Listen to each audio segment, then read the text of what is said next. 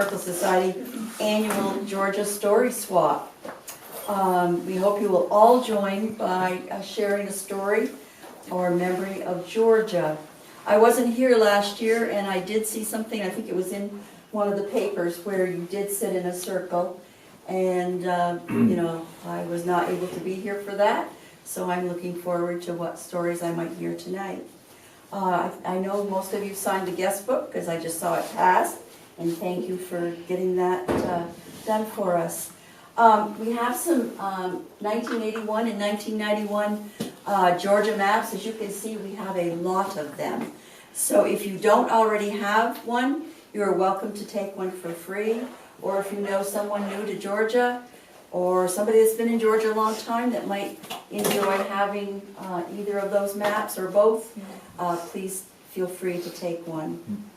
And enjoy our refreshments that have been shared by the various directors. The Brick School Museum is going to be opening on Saturday, July 6th from 1 to 4. I hope you'll come and visit our museum. It'll be open through the end of September. Some of our directors have already signed the volunteer list for monitors. And if it's anything you would like to do, there is a sheet there that you can fill in your name, and we'll help you get entrance to the museum. Our next program is July 17th, but the speaker has not been confirmed as yet, so watch for that. We have several things in the works, and hopefully we'll have something very interesting for you on July 17th. Okay, we're going to start our stories very informal, either something that happened to you or someone in your family, or a building, a place, a memory of Georgia. And I'm going to go like a clock, and Olive has agreed that she will do some sharing. So, Olive Gilman. Okay, we moved to Georgia in 1969, and before we moved there, it was always called the Old Bliss Farm, and he had registered Guernsey, and they had the creamery down the road where they would do the milk. Farmers bring the milk to them back then, and other farms around there. And now that is on Ballard Road, and it's made into a little house. And let's see, we moved in '69, and then we had the old barn tie up. It was an old-fashioned barn. And then we had a barn fire in '71. And we're lucky we got all the cows out by somebody going by, because they were tied by their neck, and it was in February. And we lost a few heifers and calves in the upper barn. And then the neighbors around, we had a barn raising when we had they'd come and help put the rafters up, the neighbors and everything. And that was good memories. And we milked Holsteins, and I had my horses, and I gave riding lessons. We raised horses, and we still kept the dairy farm until we had an auction in 2017. And now we rent the farm to Farmer for the hay, and on the side there, my husband did pulling horses for over 20 years, and my son, and at different fairs and stuff. So it's always was named, when we took over, Rainbow Ranch, named after my old horse. And and it stayed that way, but still the old timers think of it as the Old Bliss Farm, but it's Rainbow Ranch. That's good to know. I wondered when that was. Yeah. Which, that's my grandmother. And that's me. Gilman. I never knew it was, all of it was called Rainbow Ranch. And you had a Rainbow Ranch, am I correct? Yeah, On before, 104? in Fairfax, 104. Oh. We had a riding stable up there, and then we turned into a dairy farm up there, and then we came to Georgia. I do remember Rainbow Ranch up there. How many people participated in the barn raising? There was a lot, neighbors that came, some was carpenters, like the Hagens, and How'd you go about Peers and organizing that? Nice. Pardon? How'd you go about organizing a barn raising? I Put it don't on really know, Facebook, it was right? some of the Yeah, Georgia. so you told somebody? Yeah, And Word then, has it. what was I too, there was a lady fire auxiliaries, they came and did the lunch and everything. We did Arby's and Oh, wow. there was a lot of the old timers like Stanley Webster, Pierce's and Nines. A lot of folks. So we got a lot of good memories. Good neighbors, Yeah, good good memories. people in Georgia. That's correct. Jean? Well, I've only been in Georgia for 35 years, so I don't have any stories. But I love Georgia history, and so I wanted to pick a subject that had to do with horses, because that's what we have in common. We love the horses and still have 7 or so out there running around. One of the horses I had was Part Morgan, and I looked up famous horses from Georgia, and the Morgan horse came up. So I decided that I would do a little bit of research and kind of tell you the story of the Morgans and this particular horse that came up. So I can't remember all of that because I wanted it to be accurate, so if you don't mind my reading it. The Morgan breed history is anchored deeply in the history of the U.S. military of the 19th and early 20th centuries. Their stamina, compact muscular structure, powerful hindquarters, versatility, reliability, sustainability, endurance, courage, and intelligence made them prime candidates for military service. By the 1830s, the Morgan horse was not only a well-established, highly respected, widely sought-after breed, but its versatility had become legendary. Morgans were also of the ideal size for the military, only 14 to 15 hands on average.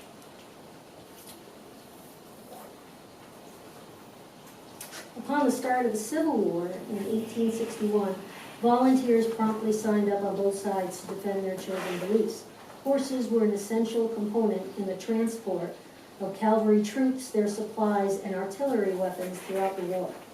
Morgan horses are known to have been used in both the Union and Confederate armies. Due to the quality of the Morgan horses and their physical attributes, they were in high demand. They were hardy, and their thick winter coats enabled them to survive without shelter during bad weather.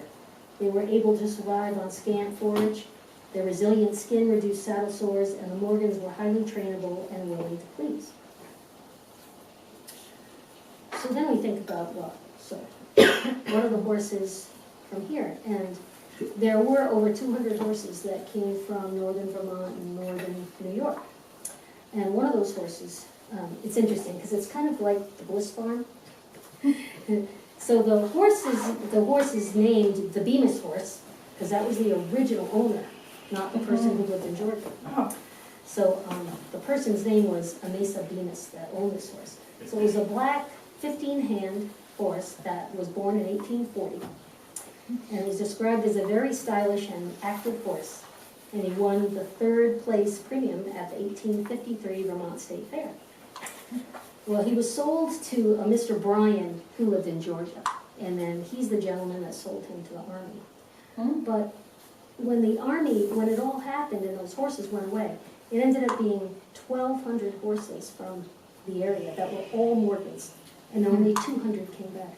All the rest were killed. Wow. Yep. Oh. And so this horse from Georgia, a story where the horse died. well, sorry, that's the reality. So this horse that came from Georgia did not make it, but he did die a hero. And there's a poem about it. So I thought that I would read you the poem. And this poem, it's very important that I give credit. It was written in 1926. And it says, this is just a part of it. It was a very long poem, about all the things, the way we treat horses and what they mean to people and that type of thing. So this section says, in this war, like any other soldier, I will do my best without hope of any war cross, content to serve my country and you, and if need be, I will die calm and dignified on the battlefield. Therefore, O my master, treat me in the kindest way, and your God will reward you here and hereafter. I am not irreverent if I ask this, my prayer, in the name of him who was born in a stable. So I think That was great. that's kind of Can I add a note about, if you go to Gettysburg, Pennsylvania, and on the back of Big Round Top, is the statue of William Wells, who was a Vermonter. And there's a statue exactly like it in Battery Park, I think, in Burlington. But on the plaque below the statue is a little monument to the Morgan horse. But it makes it sound like that was the name of the horse, not the breed of the horse. It's kind of interesting to read it because it says a horse named Morgan, not a Morgan horse. But that's on the back of Big Brown Top if you go to Gettysburg. Well, and all of us talking about how they do pulling and horse pulling. Usually it's a great big draft horse that will pull like a weight of 3,000 pounds any distance. And these Morgans were asked to pull 3,000 pounds, 20 to 21 miles a day, besides the horses that were ridden and used. And so they really did work really, really hard, you know, pulling the cannons and all those things. So it's amazing how many horses were used in all of those. Very cool. It really is. Very interesting. Mhm. Cindy knows me, so she knows I'm a Bliss, because Yes, she knew my dad. yes. And I've lived in Georgia ever since I moved there when I was 3 years old. And I have a lot of memories of Georgia. Going to school at the museum, first grade, that's where I started. And my grandfather's farm, the Bliss Farm Dairy, where my dad did his milk route. And my mom and my sister and I had to ride with my mom to go collect the money because my father wouldn't go do it. So my mother was mad at him, so all us in the pickup truck, gotta go collect your father's goddamn money from his customers. She gets so mad at him. I have so many memories of it. And I found a picture back in, I don't know what year it was that my mom and dad had, of our house is in the picture when Route 7 was a dirt road, all down through Route 7 there. So if you guys like it for the museum, I'll give it to you because I found it. And I don't know who else's houses are in it, but mine is. And so it was really an old picture that, it's a black and white, and I don't know where my folks got it from, but. When you were little, was Route 7 still dirt? No, I think because I was 3 and we moved to the apartment house next to mine, and we lived upstairs, and then my mother was pregnant for my sister, and then they wanted to buy the house I'm in, because she was sick of freezing in the apartment, and then my sister was born, and that's where I was for ever since, and now I'm still there. It was actually a cement road. As you drive down through from here to St. Albans or which way you go, you notice there's a shoulder on the right, on each side, about that wide. Well, the concrete road was there, and where that caves down is where the road wasn't, where the concrete wasn't. That's why it always sinks in, because the old concrete road is still under there. I didn't know that. And was Blacktop through Georgia around the late 20s, like 27? That was the concrete was laid. Oh, that's when okay. Because I think we have some pictures of them laying that. Yeah, that was, you notice it was cement, and that's why you got ridges every so often, as you go down through the road, you feel it. Boom, boom. Oh, yeah. Maybe That's what you're feeling. Well, maybe it wasn't that far down your house, you know, that dip that you have in front of your house that everybody hits. Yeah, you have to watch Maybe where you that's- Oh, turn in, yes. because it's a blind spot, like, you gotta be careful before you turn in, because it dips right there. And there's a crack across the road yet now, off and in. And another neat fact about the place that both of these ladies live and lived is Ira Allen is on the original deed. So that's Mhm. Wow. He's on a lot of original videos, Yeah. right? Didn't we learn that in one of our programs? But it is Yeah. cool. Yeah, it was very cool. He wasn't, but they were all land speculators. I mean, Uh-huh, uh-huh. And if anyone ever finds a Bliss Dairy bottle, That's what my mother always was looking for. Everybody was Never- looking for our milk bottle, and somebody found one, but it wasn't the right Bliss. It was Bliss Farm Dairy that we Oh, needed. We have the cups, interesting. we have Yeah. measuring cups with our old phone number on it when my father, for 13 years, delivered his own milk, did his own milk at the farm. Ironic. And my mother always wanted the bottle, but you Were you were, guys Peter Millett related was to the even other look- Bliss? Were you related to the No. other Bliss? I don't think so. Bliss Brothers, it was called.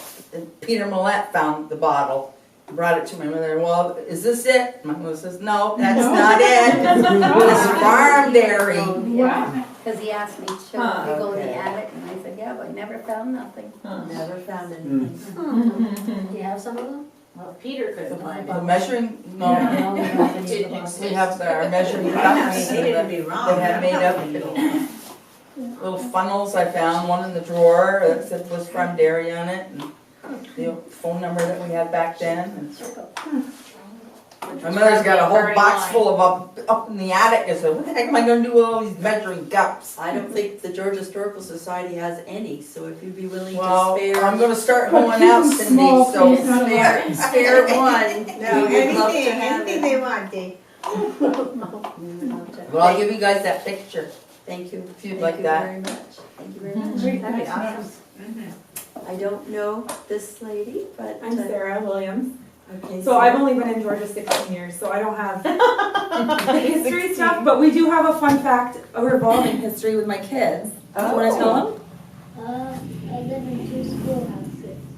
So I bought the Loomis Schoolhouse in February. We moved in there, and their father is renting the Congress Schoolhouse. So I think my kids are the only ones in town that can say they live in 2 of the original one-room schoolhouses at the same That is time. so awesome. Yes. Yeah, that's very cool. Very Wait, which is interesting. the Loomis one?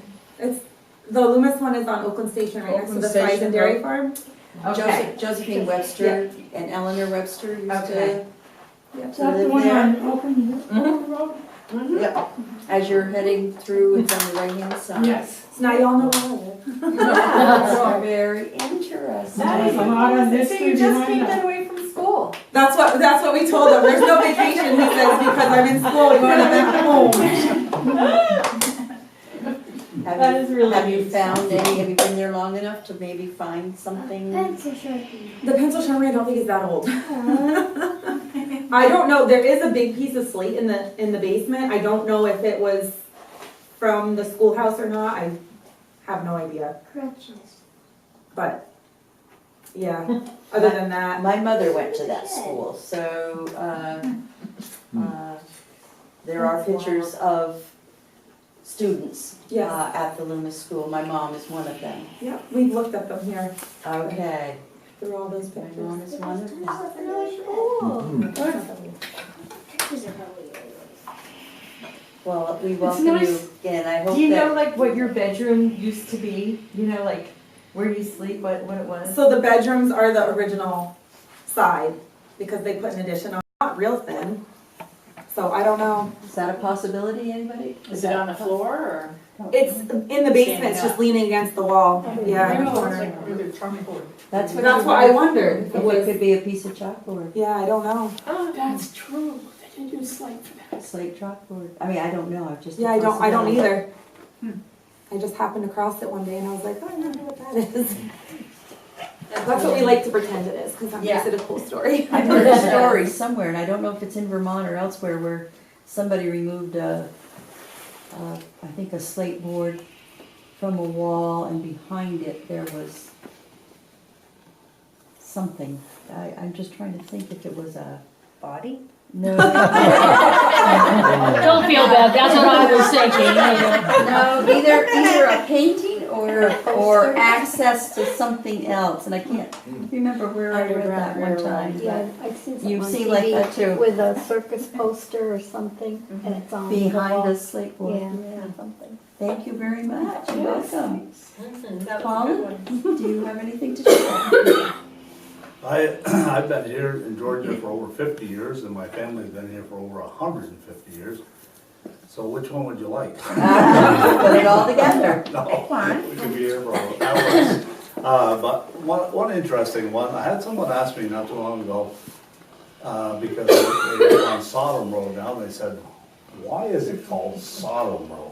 I always wondered that myself. Oh, man, why Sodom Road? So anyways, you do a little, Sorry, I knew the answer to that. well, hopefully I got the same one as you. Okay, good, go. Okay, anyways, there were 3 distilleries down by the grist mill. So a lot of people up this way thought that that was a wicked part of town. So obviously the name where Sodom in the Bible came from, Yeah. that's where the Sodom Road was named. Well, that led me into, I got a road expert here too, so he can really correct me here if I do go wrong here, but. So it led me to wonder about a lot of names. A lot of the roads in Georgia are obviously the Conger Road, the Decker Road, the Ballard Road, the Cadieux Road, it just goes on and on with people's names, that's how they got the names of the road. But then you get down to Georgia Plains, Stone Bridge Road. Why is it Stone Bridge Road? Well, the reason for that was before the bridges were there, they had a stone crossing that the horses and wagons used to go as a natural bridge across the brook down there, a river. So that's how they crossed, and that's where it got its name, which leads me up Sand Hill Road. How come it's Sand Hill Road? As you go across the bridge down to Georgia Plains and up the other side, on the left-hand side, there's a sand pit there with a big bank of sand. So obviously it became Sand Hill Road, which led me to trying to think now, Sandy Birch Road. Well, where'd Sandy Birch Road come from? Obviously, it's because of the birches, but what people don't know is there was a contest in the Georgia school back in the 50s, 60s, 50s or 60s, I can't remember which it was, a contest to name that road. And one of the students said there's a lot of birch trees there, and it's sandy, we'll call it, we're not Sandy Birch Road. Well, the town fathers at that time said that's a good idea, so they call it Sandy Birch Road. Anybody got an idea who the student was? Chris Ballard. Oh. Chris Ballard won the contest and named it Birch Road. Kind of interesting, huh? It is. So you go around a lot of these roads, Skunk Hill. Why is it Skunk Hill? A lot of polecats up there. And so it was called Skunk Hill. Carpenter Hill, no one knows why that was called Carpenter Hill, because no one by the name of Carpenter lived on that road. And then you go up to what they call Goodrich Hill Road, or Goodrich Hill Road is, if you go over Carpenter Hill, down the other side, and I think Young's are on the left-hand side there, if you go by that to your left, there's a road that goes down and down the valley there and up the other side and crosses the interstate, comes out on the Nichols Road. And that's the Goodrich Hill Road, or Cushing Hill. And that was named because there was a farmer up there in the 1860s who died in 1860. His name was Goodrich, and that's how come that was there. So it's very interesting to go around and find out where did all these names come from. Did I make any mistakes? Maybe there was a carpenter that lived on Carpenter Hill. I know, that's what I was looking for. Yeah, well, there was a guy by the name of Carpenter Hill. His actual last name was Hill, and I think maybe that's how it was. But, Well, near from here, because I would know this. It's D Road. what's that? D Road? Oh, D Road is right here. Yes, can you explain why that is? Okay, D Road goes from Route 7, and it used to go all the way over to the Ballard Road. The D's were one of the original settlers of the town of Georgia. And this young lady here's great-great-great-grandmother was a post who was, her family was D, which was the original settlers of Georgia. So we have a connection. We were really old. We're really old. So we go all the way back to the original settlers of Georgia, when the D's and the Congers were here right after the Civil War. So, that's one. You want a funny one? I mean, that's history, but Yeah. I have to tell you, I would, yeah, He's checking. I still can do it. PG-13. I was on the school board for 10 years, I was on the select board for 10 years, but anyways, way back, I think it was my first term on the school board, I guess it was, and it was in the early 80s. And my son was an 8th grader going to high school, and I was chairman of the school board. And of all the years, any budgets I've had, that was the year, the only one that ever failed. And it was because the high school tuitions almost doubled. The 8th grade class was way out of whack. I mean, it was probably 40% larger than any class had been there before. So with the tuitions to the high schools, we really had absolutely nothing that we could do about it. Budget rejected, so we go to the special meeting. Back then, that gym was full. I mean, there must have been 500 people there. People were that concerned about their money back then, a lot of money. Arguments going back and forth. I'm sort of just sitting back there thinking, and I said, wow, they don't get it. It has nothing to do with the school, it's all these kids they got. I started thinking back, 1969-70, we had one of the biggest snowstorms there was in a town in Georgia. I stood up and I said, all right, guys. And this has been meeting going on for over half an hour, right? And bouncing back and forth. I said, anybody got any idea why so many kids this year? I said, think back, 69 and 70, biggest snowstorm. You guys all should have went out and shoveled. Good morning. He's right. Unanimous budget pass.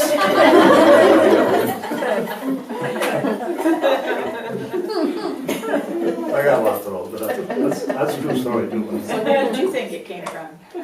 What? Sodom Road? Oh, a family named Sodom. Yeah.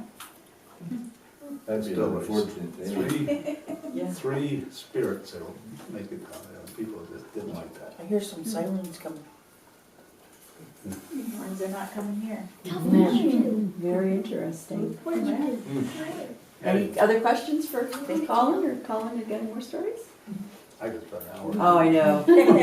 I think it's very interesting. If I were their ages, I mean, I can remember sitting around and listening to my grandpa tell stories of Georgia when he was young, and, you know, I wish I'd even listened better. I did listen, but, you know, it's very interesting to hear different things like this. So many what ifs, I can remember. What if, and there's Yeah, nobody what else. if, I can remember the Conger farm, my great uncle that was down there, George Conger. If I just taking the time to go down and talk to him, everything was such, everybody was in such a hurry that we didn't get a chance to go, and I just regret that to this day. I didn't go down and get more information from him, so. It doesn't, yes, but there's always something. I mean, Oh. there's, every other day something comes up and I went, darn, should have asked that. Should have asked Well, we've been here since 1975, but my family has been here as long as his. Long time. I don't really have any stories, but I've got, my mother has a scrapbook that's got some really interesting stories of Georgia. And I've got a few pages of it, and I will leave it over here so that people can look at it afterwards. Wonderful. Very nice. Can you tell us what's in the scrapbook? Is there anything in particular? About the town hall burning, Okay, she pasted Yeah, everything. we Is have that a what they picture of that did? They thing. pasted? We Yes. My mom and I watched she's that got a burn. scrapbook, We lived in that scrapbook, penthouse. scrapbooks like of everything. And I took a few pages out, but you need to take a look at it, it's really interesting. Yeah. Everybody always pasted things to a scrapbook. It's very interesting. And my mother taught at the Stone Schoolhouse. Oh. Holly Hubbard. Was she a post or Phelps. Phelps? Well, she was unwed then, but. If you go back one more, you're gonna But, get yeah, into she the would be Congers. post. Yeah, we'd call her post. Oh, the short circle. Yeah. Well, we have the same grandfather, great-great-grandfather, so, although it's her my great-great-great, I think. Mine was greater than yours. More great, Yeah, yours is more more great than mine.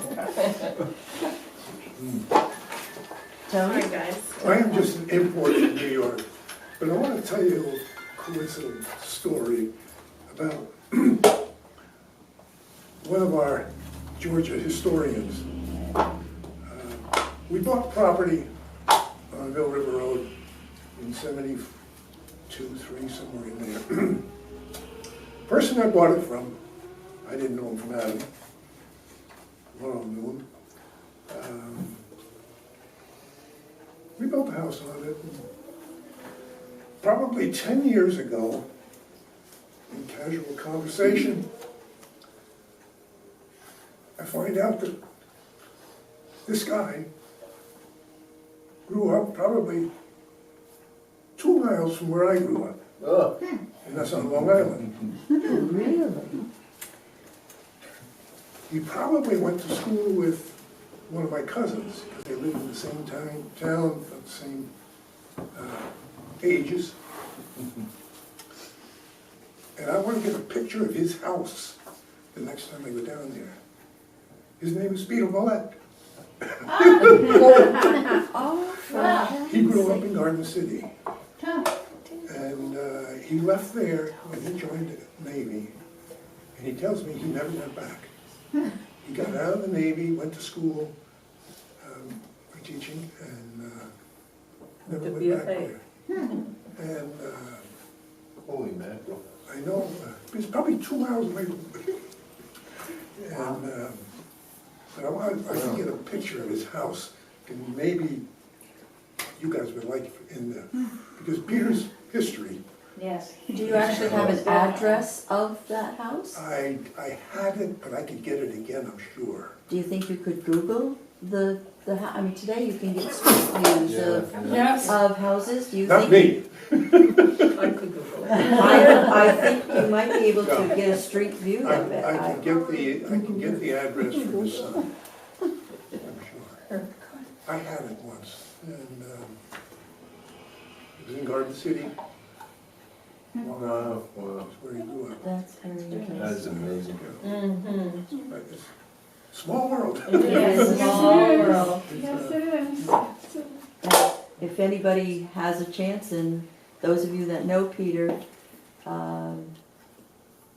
I have visited him since I've been here, and his vision is very poor, his hearing is very poor, but if you get very close to him, speak very loud, he loves company, so. Where is he? He's at the place on Homestead? Hillsbury. Hillsbury, I never think the name of that, I don't know why. He's on the first floor, and he just turned 95. He's 95 years young. Room Where's 111, I think Pillsbury? it is. 111, that The is one the that's right number. on top of Johnny Cake Hill. Oh, Here in yeah. St. Albans. Oh, the pretty one. Yeah. Yellow. Yeah, The newer one. Yeah, Yeah. Orange. Yeah, nice. He would love company, Oh, nice. just speak. Oh, he's Peter close Millette by. stopped at my house with his son last week, brought me this black and white cat that you touch it and it purrs and it lifts its paw. He says, Mark brought him. He says, my father wants you to have this. So, oh, my grandsons thought, that's a dead cat. And he touched it and it started moving and purring. And I said, I wonder what I'm going to do with this thing.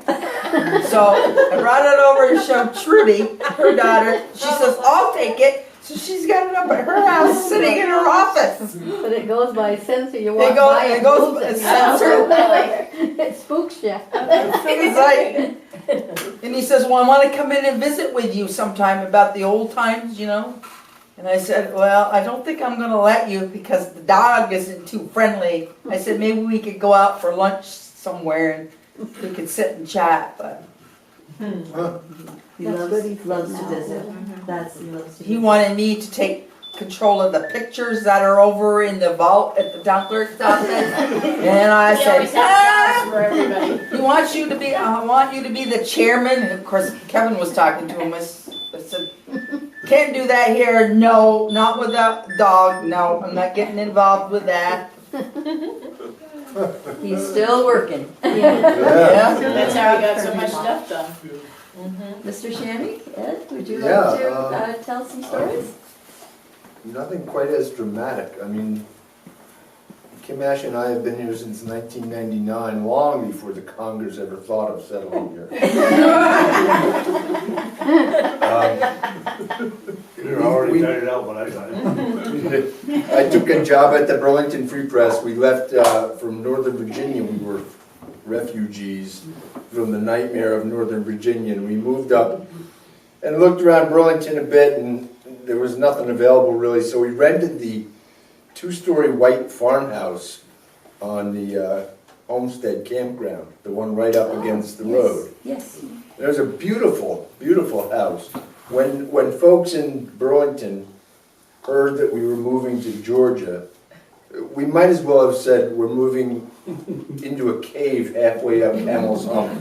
They were like, oh my God, we'll never see you again. You're gone to the Northeast Kingdom. Good. You know, I said, well, it's not, you know, it's not that far, you know. So we moved in, and it was kind of surreal. It was July, and you'd have your window open to the screen, and early morning, like 5:30, you know, you'd wake up and there'd be the smell of smoke, and you'd hear clanging pots, and the smell of bacon and coffee, and you're like, what the hell is going on? And you look out your window, it looked like Gettysburg. It looked like encampments, people around campfires drinking coffee. What is going on? And you know, it was a campground. They didn't make any bones about it. Yeah, we're in the house, and they're in the tent. You know, what are we gonna do? And then at night, there's this like the amusement park across the street. They got bumper boats and go-karts and mini golf, and it was like being on LSD, except I'd never been on LSD, so I don't know. But it was like it was weird. The whole thing was just so weird. So we were living here, and our best friend, my first friend in Georgia, was Legless Bob. We called him Legless Bob because he had no legs. He was in a wheelchair, and he was from Winooski, and he would camp there, and he was the happiest guy in the world. He was an older fellow, maybe, you know, late 60s, 70. He was older than me, certainly. And he looked forward to me coming home from work every day, and we would sit around and shoot the breeze. And I used to ask him for advice. Like, I said, Bob, where's there a hardware store? I need some hardware. Because all I knew was to come up the interstate and get off at 18 and turn, and there's my house. And he said, oh, right down here, and he showed me. He's directed me to Bob's gun shop. But there used to be a hardware store there. I guess there was. There's still, I think, a paint sign in the window. Benjamin Moore Paints or something. But even then, it had been closed for a long time. And his wife got ticked off at Legless Bob because, you know, what are you telling him to go there for? It's been closed for years. Well, he told me to join the Grange to get social. Yeah. That I should go join the Pretty Grange, good idea. which I never heard of before. That's right. Yeah. So we used our grocery was the Grand Union in Milton. It was where the Aubuchon and the Artist Guild and whatever are now. And there's a certain smell of grocery stores when they're not doing well. It's like the meat is not on 24-hour refrigeration or something like that. Grand Union had that smell. Like this place, ooh, I don't know, but it was the only store. It was the only place to go. We hadn't discovered St. Albans yet. Yeah, nobody told us there was another Nobody told us town. to go farther north. It took us Northwest Kingdom. it took us 8 months to discover St. Albans even like 3 existed. weeks. That's at 19. Yeah, right, another exit, forgot about it. I'm in Siberia, I can't go there. Ready to find something. So we did all our shopping at Grand Union, which was petrifying, because who knows what you're getting when a place stinks like that. So, you know, I'm starting to question, like, whether we did the right thing. But there would always be something a little charming, a little bit charming that would lure us back. One day we decided we needed a pumpkin. You know, we need a pumpkin. And so I started driving, and I was in these back roads of the deep country, and, you know, driving. And I come on this farm, and there's a big spread of pumpkins on the lawn, a little shed. And I buy a pumpkin from this cherubic young fellow. And it was Ballard Farm. It was like right down the road. But I felt like I was 30 miles from home. Because I don't think I ever was on Ballard Road to get there. I think I went all around town. So to now, the D road. yeah, the D road. I have gone up to the D route because on the map I had, it went through. Doesn't in real life. So we now live at Plains and Patty Hill in what people have called, since we've been there, the Rainville house. Because we bought it from Greg Rainville, who's now a judge, and who I go into the courthouse when I go in, and I ask to see him because he knows where all the wires are buried and all the plumbing mishaps are, and I just openly say, because I don't think of it, he's a great guy, and I just openly say, where's Greg Rainville? I'm going to kill him. But it's a different thing now that he's a judge, you know, they don't think, it's not that humorous anymore. Yeah, I asked the sheriff's deputy who's there at the metal detector, like, where's Greg Rainville? You know, I'm gonna choke that guy. I don't take kindly to that. But it's still the Rainville house, the Rainville house, the Rainville house. Have lived there longer than the Rainvilles lived there. So I'm thinking as soon as we sign the paperwork, selling our house, it will be the Shabby Ash house. But not until then, it will be the Rainville house. Yeah. And I know it is the Ely house. The Ely house, right. You're really an old That was timer. Neely though. What's that? It was Neely. Neely before That's that. right, it was That's Neely. right, and then it turned to Ely. But I know it is Neely, the Ely house. right. Started Yeah. at Healy, went to Ely, Rainville, and Yeah. Plummies. I don't know that. I have to go back. And everybody Right. added their own Okay. little thing onto it. All right, well, my story, I was trying to think of what to say, but you just reminded me, talking about the history of our house that was built in 1977, so not a long history. But after we bought the house from the Rainvilles, it was very nice meeting them. A couple weeks later, we get a call from Greg, who at that time wasn't a judge yet, he was an attorney, and he had a panicked note to his voice. And he directed me to go above the door frame of our bedroom that was hollowed out because his now ex-wife's valuable jewelry was stashed there. Oh my God. And could I please go check to make sure it was there? And then could he please come pick it up? Was he still there? Oh my. Yes, a couple of rings. Wow. Yeah. Oh yeah. Yeah. Oh my God. So now we know where Kim hangs out. Yeah, exactly. Yeah. We have stuff there now because everybody knows where it is. And then the one other thing I wanted to talk about is soon after we moved into our house, and we were really getting used to country life and how lovely that was, and it was even quieter than it is now. It's still pretty quiet, but it wasn't the quiet. It was the one and only time I've seen the Northern Lights. And Oh. Ed called me outside in the back, and we laid down on the back lawn and looked up, and I swear it looked like the hand of God was coming down to touch us. It was so amazing, and it was the one and only time I've seen them. So we saw those right here at our house. Yeah. Very cool. It's like it was meant to be. Mm-hmm. Dee, do you Yeah. have it? Well, I am a flatlander, so I don't have a real history, but I can tell you of an event and an incident that happened.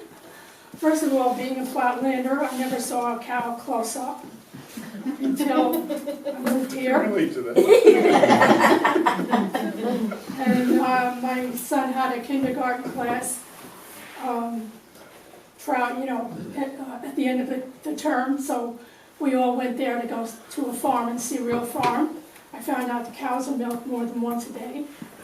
I also found out they're huge. I thought they were no bigger than a pony or a horse, smaller than a horse, bigger than a pony, but they're mountains. So needless to say, I didn't get very close to it. But anyway, so there was this, I was on the ladies auxiliary for the Georgia Fire Department with a friend, some of you may know her, Linda Carroll. She's from New Jersey, I'm from Long Island. So the two of us didn't have a lot of history with farms. She did a little better. She used to come up on the summer, but I never went near a farm until I moved up here. So there was a call, being on the auxiliary.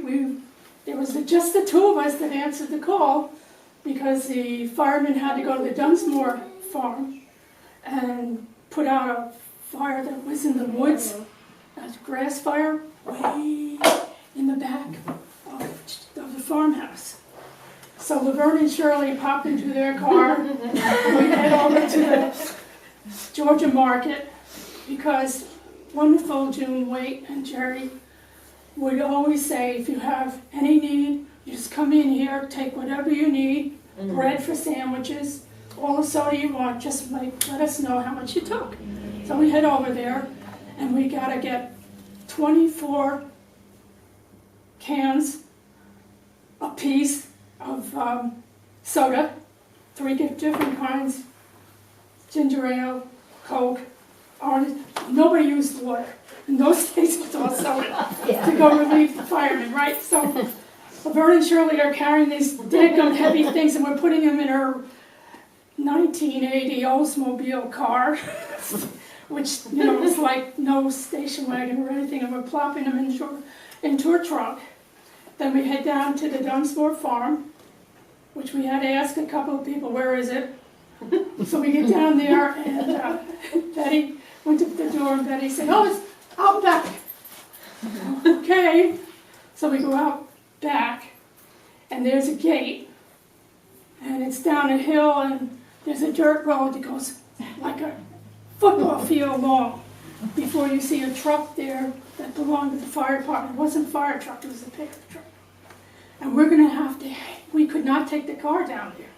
So that means Laverne and Shirley had to carry the 2 cases one at a time, all the way down the football field to get to the truck. So we did it, we managed it, got the gate open, there was a gate, carried it all the way down there, got back, we were dead. We were just absolutely dead. So we get back, and one of us closed the gate. We weren't supposed to, but we did. So, and then we had to play with the lock to figure out how to get back out. And my lack of knowledge about cows and fences. So I ran a fence. And I knew where every arthritis pain was. Oh my God, did it hurt? So we got it out, and we got into the car, and as we're heading home, she said, well, that was an experience. I said, one thing I know, I'll never be a cow in my next life. That was that one. You should have grabbed her hand, because then she would have gotten it, Yeah. you wouldn't have. That's a good thing she didn't. Oh my goodness. I Wow. always wondered what it feel like. You know? Yeah, now you know. Oh, sure know. I'll learn from your experience. Yes. Don't. It lasts a long time. Before you go on, I'd just like to mention that this young lady was on the school board with me, and this young lady was on the school board with me, and they were an integral part of Dolan, Georgia Elementary School. Wow.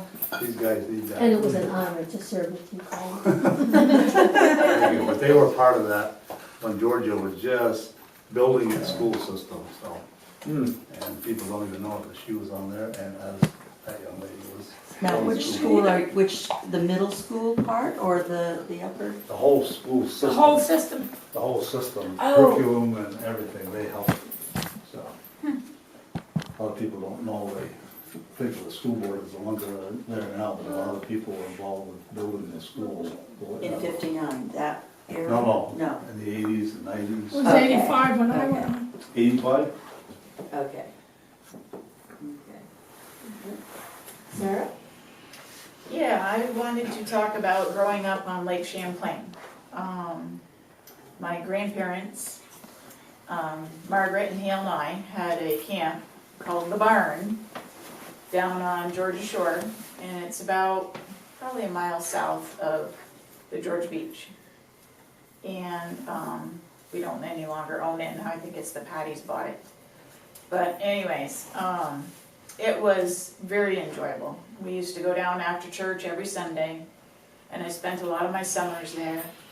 The water was crystal clear back then, and very nice. We used to dig up clay that was along the banks, and we'd slather it all over ourselves, and we'd sit out on the dock and just bake in it, and it would just crust right on you. And then we'd take a clay bath and we'd get it all off, and then we'd mold stuff out of the clay and make all sorts of stuff. It was so fun. And then we had swimming lessons back then, and all the kids would get picked up on a bus. The school bus would go around and pick up all the kids at different various places all throughout town. And we all went to Mills's for swimming lessons. And you started off blowing bubbles, and you went up to life saving. I made it up to junior life saving. And Bubbles. yeah, well, it was hard because it didn't matter if it was 3-foot waves or if it was calm, you still swam. I mean, that was, you really learned how to swim because it wasn't always perfect conditions. And it was really funny because the lady that I've known for probably about a year now, we were talking, and I mentioned something about the lake shore. She said, well, we used to go and live down, and we kind of discussed it, and she said, yes, it was by Mills's, because I said, well, we used to have swimming lessons at Mills's. She said, that's where it was. And I said, well, we used to have swimming lessons there, and my swimming teacher was Mrs. Yuri. That was my mother, she said. Oh, for So come to find out, this person that I'd known for like a year, her mother was my swimming lesson teacher, and I said, she was very good. She was very strong, and she would follow us along with her kickboards if we couldn't make it out to the raft.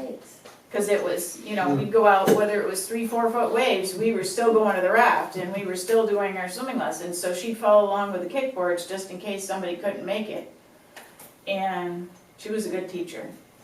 So anyways, that was just odd that we'd known each other for that long, and come to find out, we had I remember known each other the swimming previously, lessons there, and probably. then when we opened up the beach, or moved to the beach. Yeah, I was in 1962, so I was probably down there in 1968 or so, and that was way before the beach ever was there.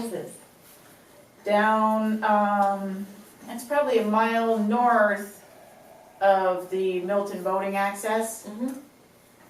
Right And it on the was- Georgia line. Dory Yeah. and Barbara, because my father, Yes. my sister and I, we used to go down there and go fishing. Yep, yeah, it was very good fishing in the spring. You could catch a lot of perch down there.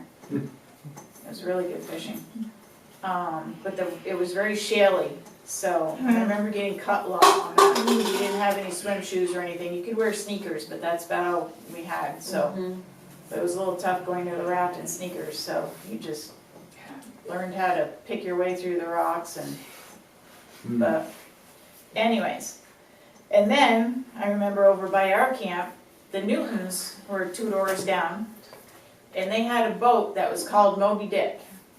And when that boat would get ready to go, that's all you could hear through the whole bay was boom, boom, boom, boom, boom. And when the Moby Dick would start up, and it was a big old wooden boat, beautiful boat. And it ran for a long time, but then I don't know the year, but it did run aground. And I don't know if it ever ran too much after that. It had some pretty good damage to it. Ran hard. But, yes, it did. That's not the one down in Gordon Mill, is it? No, it was a lot bigger than that. And it was dark wood. It was beautiful boat, beautiful. Quite a few people could fit into it. But anyways, and then I remember taking my grandmother, Grandma Nye, out in the rowboat. And they had gone to Captiva for years and picked up shells and shells and shells, and she had buckets and buckets of shells. So I would take her out in the rowboat. I remember when we were a kid, we'd be out rowing, and she'd sprinkle those shells all through the bay, thinking that somebody someday was gonna find those shells and think that it had been ocean once. That how did these shells get here? The ocean must have come here. So, who knows? Those shells are still all over down there because we dumped buckets of those shells along the whole lake shore.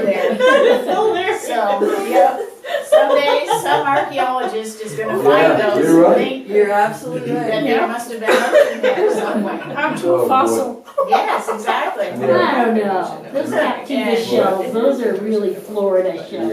Yeah. Yeah, well, some of these were pretty rough, Yeah. so they've been around for a while. In reality, the ocean covered all of us. Wow. Yeah. So, Who knows, they're covered up in silt now, who knows what's in there, but they're down deep. And then I remember when we were playing, we had some really fun toys, which probably you would not allow your children to use now. We had the lawn darts, they were called jarts. And heads up when they came flying at you, because they were metal. They had a long metal, and they were heavy. And there was a round hoop that we would shoot them into, but they'd go flying up, 15 feet in the air, and everybody heads up, see where they were gonna come down, because you didn't want to get pierced by one of those things. There was like a big 60 minutes or like 2020 Yeah. expose on those lawn darts. They were banned. I think they were banned, weren't they? Yeah. Oh, I'm sure they were, they're probably all Nerf now or They were something. like spears that would They were like. great. They were Yeah, fun. very good. They were Wow. They were a lot of fun. They were fun. And they were heavy, they were And we had an old pogo stick that didn't work very well anymore, but we tried darndest to pogo around with that thing. And then we had stilts that someone had made out of just a couple of old sticks with the feet rests on there, and we used to use those stilts, and we could really go pretty far on those things. But they were nothing fancy, but we thought they were great. And then we had this old anthill right underneath the barn sign it was right there by where you parked your cars. And that anthill was huge, and we used to go in and beg my grandmother for sugar to feed the ants. And she'd give it to us, and we'd go out and sprinkle the sugar, and you could see the ants were just so busy dragging that sugar all over the place, and they had quite a time with it. But it was quite an anthill, we loved those ants. Well, she figured if they were out there in the anthill, they weren't in there, so. Sure. We used to have a little bucket that she would set out by the door full of water. So we would wash our feet before we went into the camp, so we didn't drag in sand all day, because we were in and out and in and out and in and out. We swam most of the day, she called us our little fishes. And we were swimming in the water. I remember she was 4-H leader too, Jolly Homemakers. And we'd get up at crack of dawn. I mean, the people around there are probably like, oh no, those kids are back. There'd be 20 little girls, and we'd be out there, the crack of dawn, going swimming for our polar bear swim, screaming and hollering because it was so cold first thing in the morning. But we thought it was great. And then she'd make us a good meal, and we'd be all happy. But the times on Lake Champlain were a lot of fun. Good time was had by all. And she wouldn't let us go out. We had big tractor tires, rubber tubes and stuff. But we weren't allowed to go out if it was an offshore wind, because she was afraid that we were gonna end up over at Camp Kilcare. So it was only if it was an onshore breeze that we could take those big tubes out. Otherwise, yeah, we would end up way over. But, yep, it was fun. That's neat. I think a lot of us can relate to your stories about stilts and Yeah. the tubes. That's Yeah. all we ever had to play Yeah. with in the water. Hey, it It was was a fun. big pointed, We used our imaginations. yes, sure did. Sure did. All right, we're about to Karen. So Karen, well, this I read a story about my grandmother. My grandmother was Helena Bellows, married Clarence Preston. She spent some time in Georgia. This story actually took place in Fairfax, so I apologize. I'll tell you the Georgia story. She was a teacher. She taught when she was very young. She passed the test to allow her to become a teacher when she was 17, I think. She taught at the Stone School on Polly Hubbard Road. And she boarded at the house at Melville Landing. So she walked back and forth to school. And she was walking to home one day. I think she was walking home one day. So she was going down the hill when a young, careless, good-looking man tried to run her over with a hay wagon. And that turned out to be my grandfather, so she married him. That was her favorite story, that he tried to kill her, so she married him. That was just punishment. But this is a story about a ring. My grandmother loved to come out ahead in a story. She liked to come out thinking that she had done better or bested somebody. It made her happy. So this is the story of the ring. I had read a true story of a girl from the South. Oh, she also wrote everything down. So this is my grandmother's. That's her. This is my grandmother's own story in her own words, so I get it right. That's She wouldn't want amazing. me to screw it up. I had read a true story of a girl from the South married to a northern boy before the Civil War. When the war broke out, she used her wedding ring to bring secret messages to the Union Army. This is the ring. One day in 1965, Max Gradinsky came to my house looking for an early penny piece, of which I had 2. He offered me $1, which back then was an exorbitant amount for a penny, of course. But I had my coin book in my pocket, and I told him that I knew it was worth $2. So he gave me the $2. Then he pulled from his pocket an alarming array of watches, rings, slide watch chains, etc. Immediately my eyes spotted a ring, such as was in the story. Dirty and almost black with age. He asked me if I saw anything I liked. And I poked over everything else first and finally said, well, if that ring is my size, I might be interested. I tried it on, and at that time it was a perfect fit. I said, how much? And he said, $5. I said, no, if you want to sell it, I'll give you the money that you gave me for the cent piece. Then he said, well, okay. And I handed him the money and then opened the ring to show him what it was. And he said, what in the have you got there? Then I explained to him, and he said, I'll give you $25 for that ring. And I said, no, I want it for myself. And he said, well, make a record of this once, so that Gronkowski is beaten at his own game. So the ring, she loved it. This is her favorite story. Anyway, the ring is a wedding ring, and it opens on either side. Oh, I've never seen anything like that. And you put a piece of hair from the bride and the groom in it.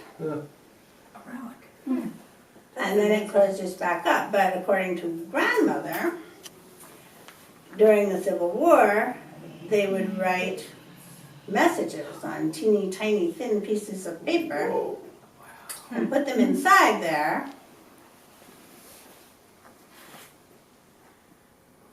And that was how they secreted them. Oh my Wow. gosh. I that have is so never cool. heard of this. That's cool.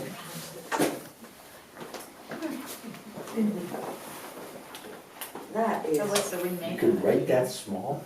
And if they could write that, And my family, part of my family on my mother's side, started with the name Judds and Hickox.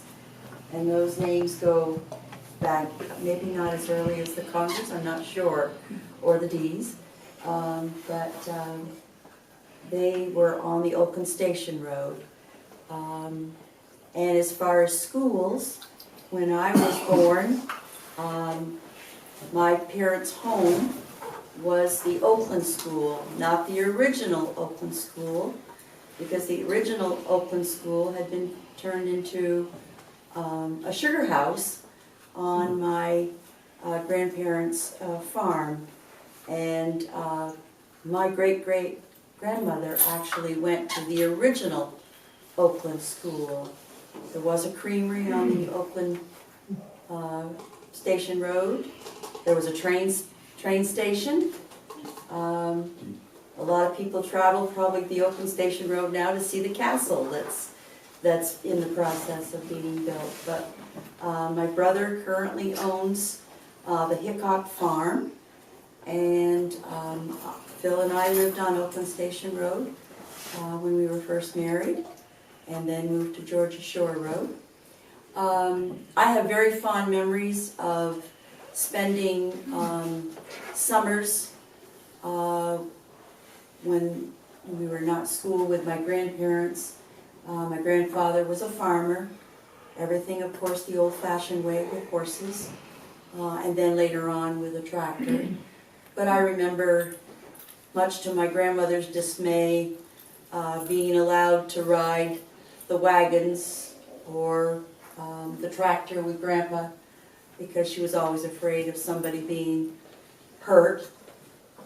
And of course, as you know, most of our farmland is hilly, so you know there was always the fear of a tractor overturning and so forth. I remember sugaring with my grandfather long before pipelines, and gathering sap with a horse, pulling the tank, and then boiling the sap in that original schoolhouse, which became a sugar house.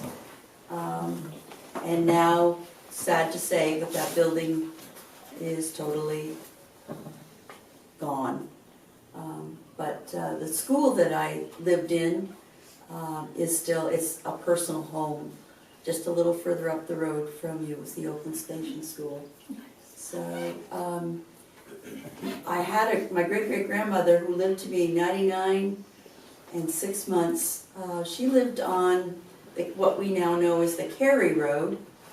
And one of my memories as a child of her was she was a very independent lady, lived alone for many, many years as a widow. And she always had a garden, and one of the things that she raised was potatoes. And she asked me one day to go out and get the pitchfork, which she had left in the garden from digging up the potatoes. And being a child and not being very mature or thinking, I guess, I ran to get the pitchfork. And of course, like a kid, I fell against the pitchfork, and the pitchfork came up out of the garden and got me in the leg. I still have the scar to this day. So my grandmother, being the one that always worried about riding on the tractor or with the team of horses, she and my grandfather had to rush me to St. Albans Hospital, not Curbs, that was not in the picture yet, but St. Albans Hospital. And I guess Curbs may have existed, but they did take me to St. Albans Hospital. And that was my first, what do I want to say, fear of, it must have been a tetanus shot, that's all I can think of that I got.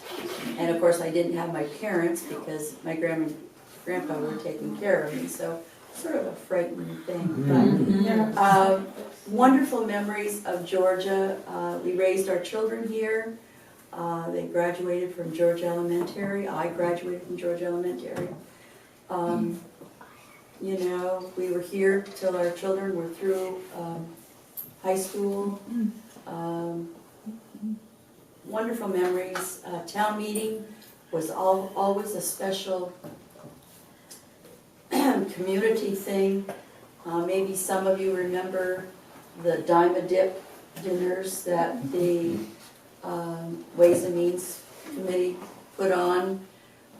So during the break between the town meeting and the school meeting, you got a dinner for a dime a dip, and they were very generous dips for a dime. I mean, you probably could go through for $1 and have a plate mounded with food. And I think that was an enjoyable time. I think some of the teenagers watched the young children so that their parents could attend town meeting. The fire department put on dances as money raisers at the school. We haven't had those types of things for a long time, but they were great community events.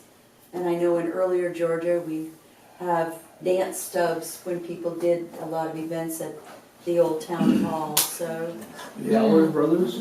The Allard Brothers, that's Oh, right. boy. Yes, I they, never missed a dance of the Allard Brothers With the when I was in high Allard school. Oh, yeah, yeah. At the school for the fire department, Allard Brothers. the Allard Brothers. Some very, very good times in the town of Georgia, so. Very fond memories of my parents and grandparents on Oakland Station Road, our children in school. I also went to the Everett School, which is on Klein Road, as a student. And was 7th grade when the Georgia Elementary School opened in '59, so, and graduated in '61. So, very fond memories of Georgia. And it's always so good to come back. You know, we winter in Florida, and it's just so good to come back to see all of you, so. I have great memories. Thank you all for sharing. Question for you though. Yes. Klein Road, our Oakland Station Road, obviously it was because of the railroad station that was there. There, right. You realize that that's 104A? I did not know that. I never heard that. 104A goes from 104 down to the Concord Road and then cuts across. That's part of 104A. But I was wondering which came first, Which would be not 104A, 104. 104A. How could 104A, which is over here, that doesn't make sense. That does, because it connects, it just goes along Route 7 to make the connection over to what you know as 104A. I know that what was it, the Oakland Station Road went up by the cemetery. It didn't go like it does now. That I do know, but I've never heard it called Yeah, I 104A. believe that's 104A because that's how it connected. It was like a shortcut that came down. I've Go never ask heard this that. guy right here. I've never. 104A starts at the southwest corner of the train station in East Georgia. You come down to Jed Shepherd Road and you turn left. And the layout goes all the way to Cambridge. Right. And it is a court-directed road because the town of Georgia was interested in commercial activity going west from that location. They weren't worried about commerce going to Fairfax or that way. And the people that way were very upset because the roads weren't getting built, the train station, the trains had come in, but all the commerce was going to Georgia, St. Albans, whatever. And people got together and they petitioned the courts to have it, and that's why it's a court-directed road. I have to document for that thing. Wow. It's bound real nicely, and, but it was laid out all the way to Cambridge, the inn in Cambridge, which I think is going to Cambridge or ways into. Is that 104 or 104A?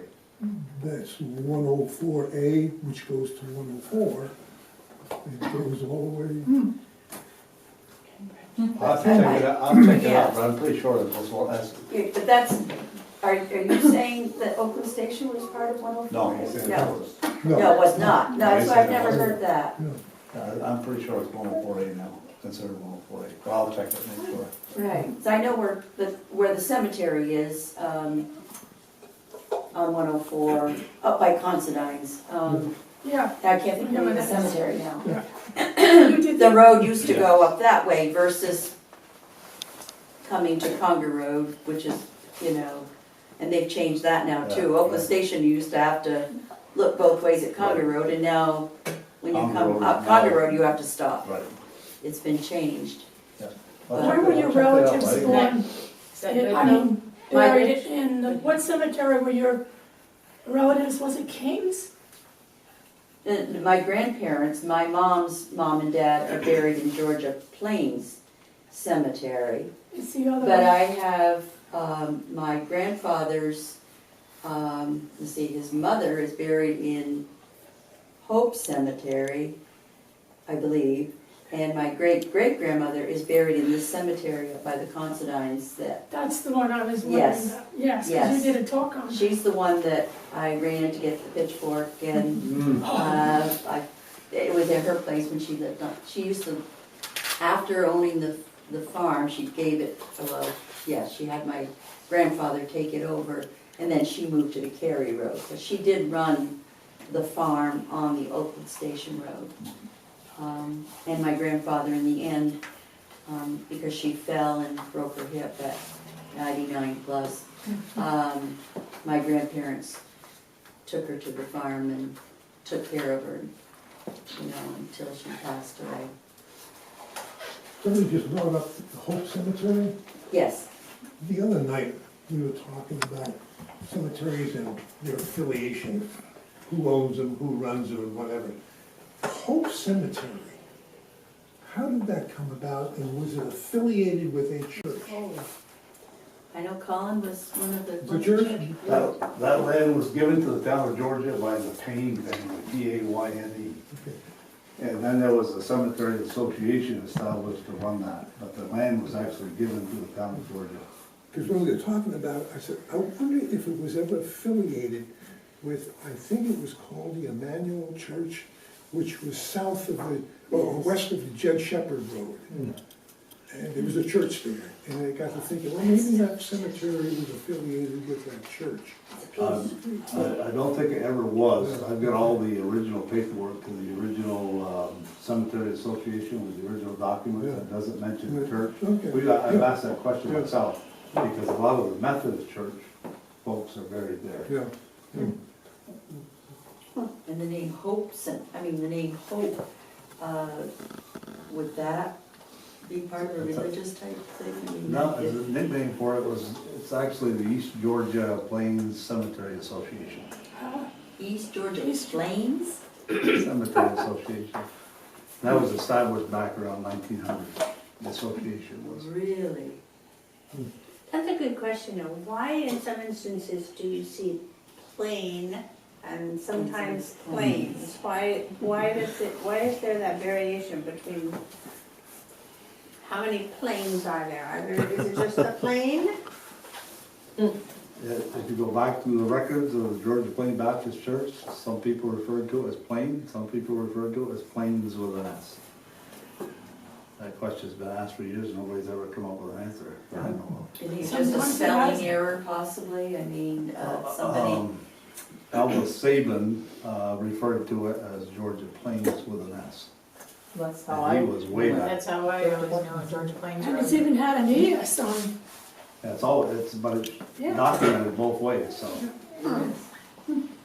Depends on how much ink you have in your feather